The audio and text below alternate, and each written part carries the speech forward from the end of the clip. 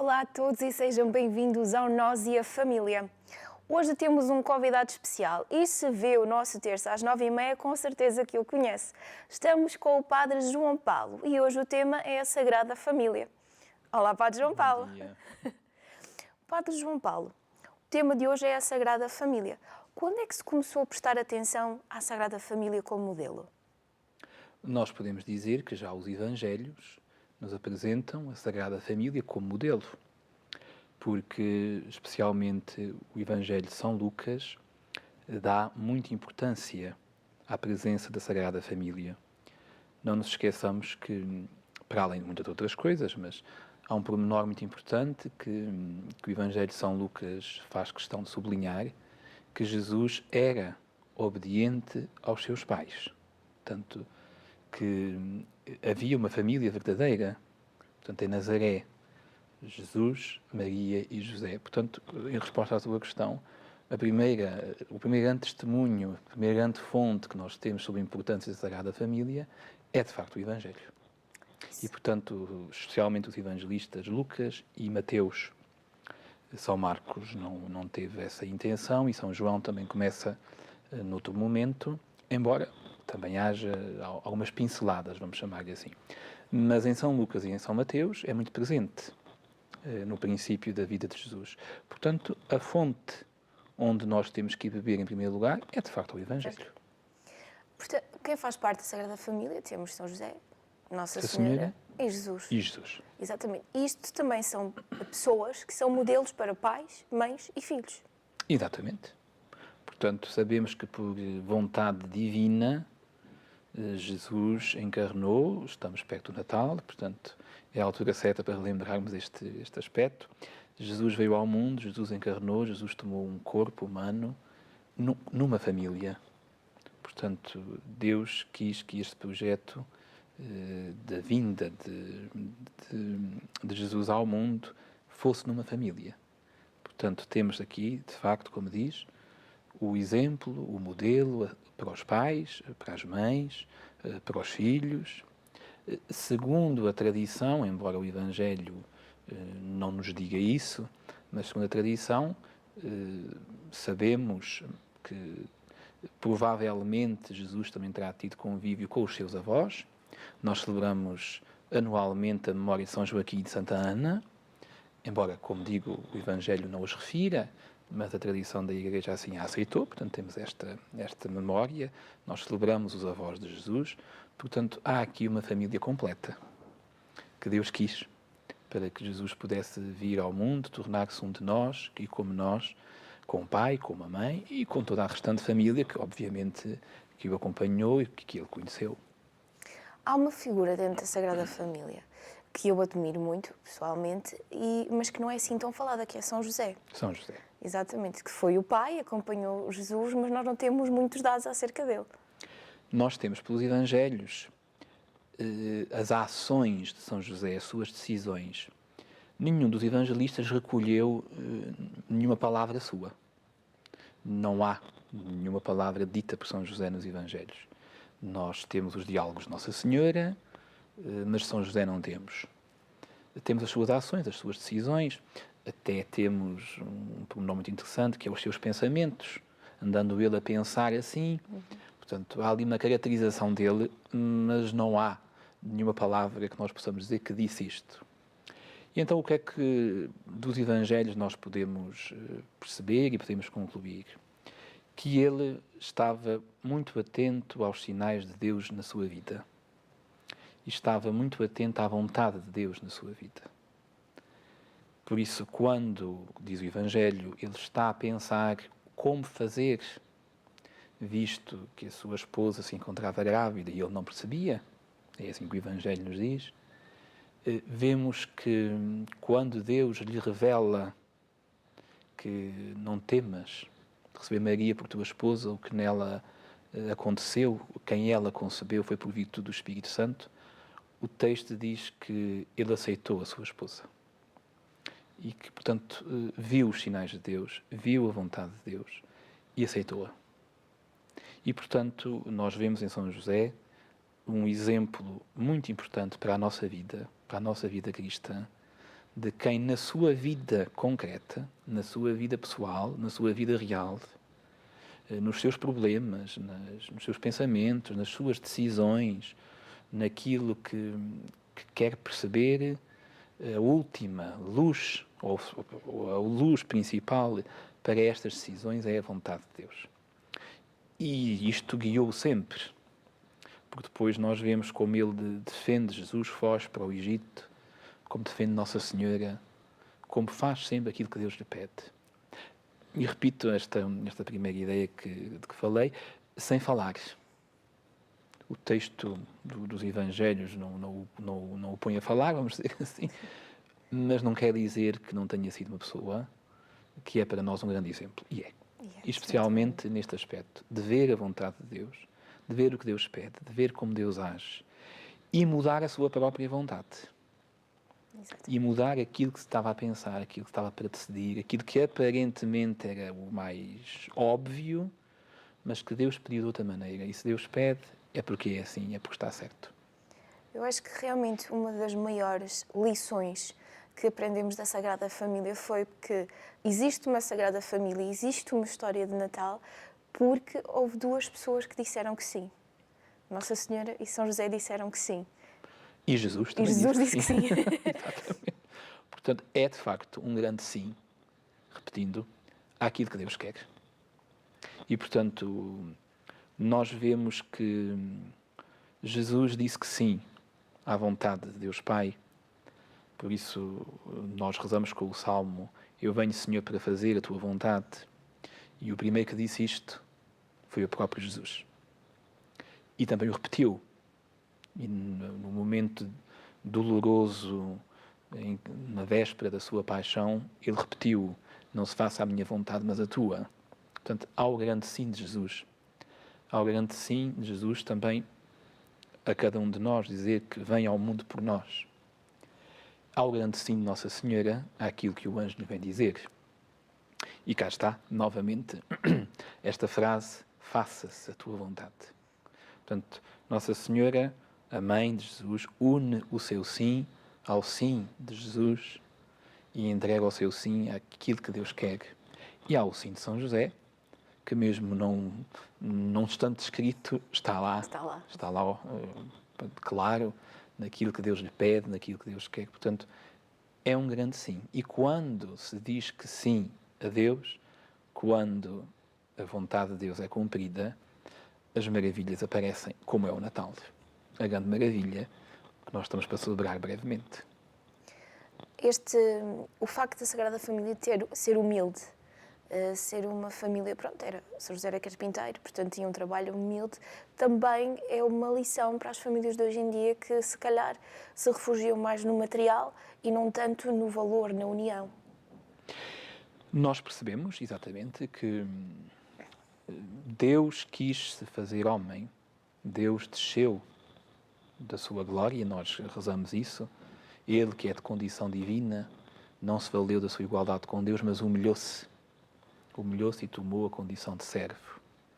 E desceu do céu e encarnou no seio de uma família humilde, no seio de uma família pobre. Porque o mais importante é, de facto, estar em união com Deus. E no mundo, se desaparece Deus, tudo é possível. E tudo pode dar mal. E muitas vezes pensa-se que é pelo ter muito, ou que é pelo fazer muito, ou é pelo aparecer muito, que as coisas são mais importantes. E a Sagrada Família também nos ensina que não é assim. Não há no mundo, nem houve no mundo, nem haverá no mundo nada mais importante do que receber o Filho de Deus numa família. E, portanto, não pelas suas capacidades económicas, mas sim, principalmente pela sua disponibilidade à vontade de Deus. Naturalmente, que Deus quer que as famílias tenham, que Deus quer que nós todos tenhamos tudo aquilo que é necessário para o nosso sustento, pois com certeza. Mas que isso não tome o lugar de Deus. E que Deus não seja substituído, seja pelo que for, mas muito menos, como o próprio Jesus depois há de dizer, pelo dinheiro que serve que serve e que é importante para o nosso sustento, para a nossa vida, naturalmente que sim, mas que não tome o lugar de Deus. E a família de Nazaré também nos ensina isto, que onde Deus está, até a pobreza se transforma em riqueza. E que mais valores é que a Sagrada Família nos ensina para além da humildade e da união? Olha, ensina-nos uma coisa que hoje está a desaparecer e que me parece muito importante, por exemplo, o silêncio. Nós vemos que há um recolhimento, um silêncio próprio de quem vive unido a Deus. O silêncio é muito importante, o recolhimento, estar com Deus, porque hoje vivemos num excesso de tudo e também num excesso de barulho, num excesso de confusão, onde depois não há tempo para as coisas às vezes essenciais, onde às vezes não há tempo para o encontro com Deus que exige o silêncio. E nós vemos, e também se calhar a figura de São José nos ensina muito isto, que o silêncio diante de Deus tem valor e é fecundo e produz frutos. Às vezes a azáfama exagerada não produz tantos frutos como um silêncio vivido na união com Deus seria mais fecundo. Um segundo aspecto ensina-nos também o respeito uns pelos outros. Quando Nossa Senhora diz: Jesus Filho, porque fizeste isso conosco, a frase que está no Evangelho, que é muito importante, é esta: teu pai e eu andávamos aflitos à tua procura.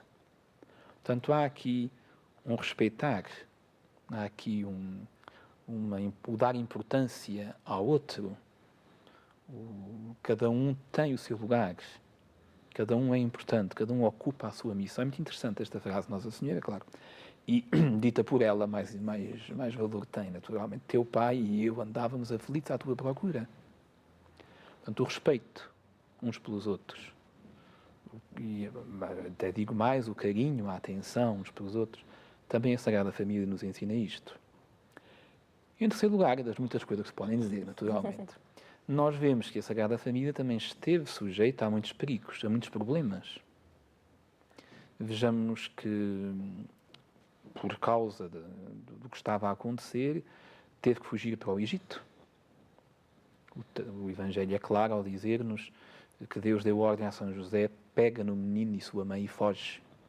E foge. Portanto, nós temos que ver a dificuldade que isto foi. E não podemos pensar que, porque a Sagrada Família, por ter a presença de Jesus, foi isenta dos problemas do dia-a-dia. Não foi. Aqui está um, e grave, e difícil de resolver. E temos que ver, naquela altura, muito mais difícil era. Portanto, houve aqui uma mudança drástica de vida. Houve aqui mudança de planos, como muitas famílias têm que enfrentar.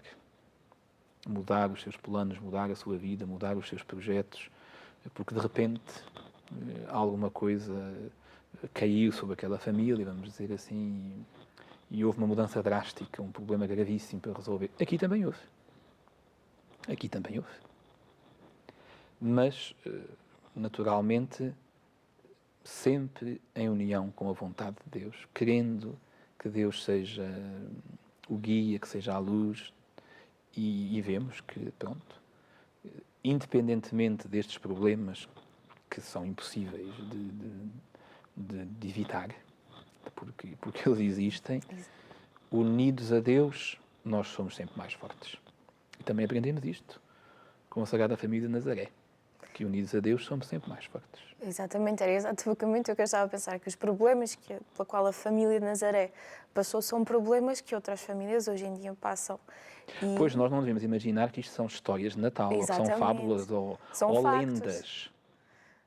A vida de Jesus e da sua família não é uma lenda, nem é uma coisa bonita que se inventou para contar nesta altura. Exatamente, são factos. São factos, isto é da vida real de Jesus. Exatamente. E, portanto, naturalmente que os problemas que aquela família teve que ultrapassar eram os problemas da sua época, pois com certeza. Mas são problemas reais. Foi preciso resolver. Que o Evangelho nos dá algum, outros terá havido. Portanto, Exato. reparemos que às vezes pensamos, estas coisas não foram bem assim. Pois, mas foram. Exatamente. Quando os pais vão e percebem que Jesus tinha perdido e voltaram para trás, Que é tão natural hoje em dia com tantas com crianças. certeza, pois naturalmente. Portanto, não é correto julgar que isto são figuras de estilo para embelezar a época. Não são. Isto é uma família que Deus escolheu para uma missão especial, com certeza, mas que não ficou isenta dos problemas, nem das contrariedades da vida, mas com Deus somos sempre mais fortes. E a Sagrada Família também nos ensina isto. Há um momento que, para mim, na Sagrada Família, é um momento que sempre desde que eu vi, foi a perda de Jesus no templo. E esse momento, para mim, visto que tenho irmãozinhos pequenos, a perda de um dos meus irmãos é assustadora. E, portanto, ponho-me às vezes a imaginar a aflição de Nossa Senhora e de São José à procura de Jesus, que tinha ficado perdido. Essa aflição que é demonstrada seria também um conforto para as famílias de hoje perceber que aquela família de Nazaré na altura desesperou, procurou, e que hoje há mães e pais à procura também de filhos que desesperam e estão aflitos e que às vezes assolam uma família inteira. Claro. Depois eu queria repetir exatamente esta ideia de não julgarmos que estes assuntos, esta manhã, Exatamente. sobre a Sagrada Família, etc., são aspectos lendários que não têm nada a ver com o hoje. Nós sabemos que Jesus, no caso que referiu, Jesus quis ficar no templo.